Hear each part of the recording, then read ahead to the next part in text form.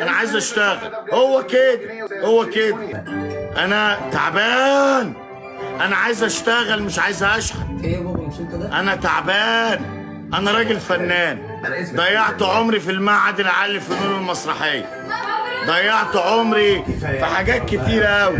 ألف مبروك المليون جنيه. وانت كمان والمقابل ايه؟ انا عايز اتحذر. انا ما يشرفنيش اكون هنا.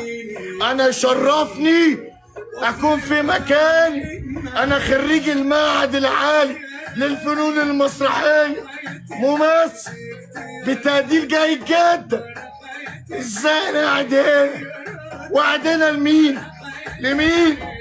عشان اللي عايز يرمي مصر يرميه. انا فنان واحصروني. ودكتور اشرف زكي بقول لحضرتك على حاجه، انت بتركب حق. مش هقفل اللايف، واللي هيدعمني ههين. تتصل بيا ليه؟ هو اخويا ده وقف جنبي امتى؟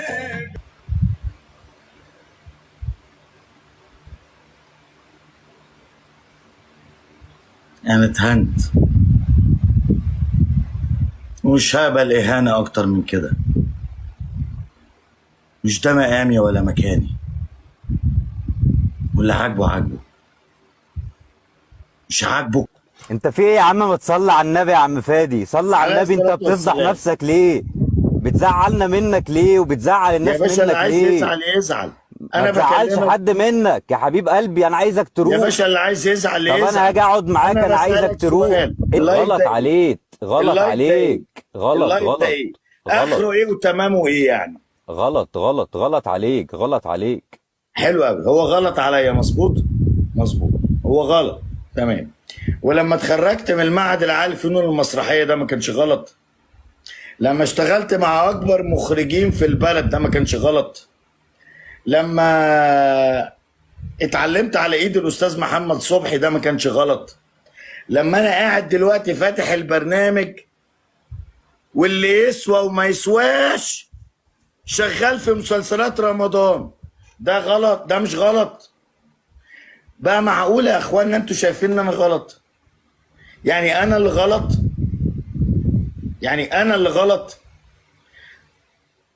لا انا مش غلط.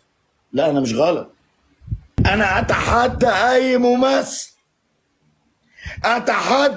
ممثل يقف قصادي في مسلسل رمضان، وقسما بدين الله وشرف ابويا وامي لا اشتغلوا ببلاش. وشرف ابويا وامي لا اشتغل في مسلسل رمضان ببلاش، بس الممثل ده يقف قصادي. انت قبل ما تفتح اللايف كل الكومنتات كانت بتحزن عليا، وانا كنت بقعد ابص لهم كده ومش عارف اقول لهم ايه. بيحزنوا عليا تقريبا دلوقتي اكتر ما انا بحزن على نفسي. انا عايز اعمل حاجه واحده. انا عايز اشتغل في مسلسلات رمضان. وعلى فكره ده مش عيب. انا مش بقل من نفسي. وعلى فكره اللي شايفني اني بقل من نفسي، يا عم لا يا عم انت ما تعرفش حاجات كتيره قوي.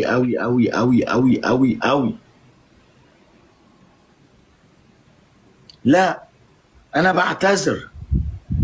بعتذر لكل اللي بيخش بيديني ورده انا ما استحقهاش، ولكن غصب عني انا مش لاقي بديل. انا ما فيش حد في الوسط الفني بيقول حق الله. طب انت بتكلم مين دلوقتي؟ طيب انا عايز افهم. ما هو انت واشهد لها اليوم الموقف العظيم مدام وفاء عامر. انا مش فاهم دي اليوم الدين. والله العظيم انت يا هادي. انت عايز ايه؟ طيب والله العظيم يا اخوانا. طب داخله مسلسل صعيدي مدام وفاء عامر عملت كل الست اللي تقدر عليه في الحياه عشان تشغلني، ما عرفتش. ازعل منها؟ ما تواصلش معاها. هي الست عملت اللي عليها.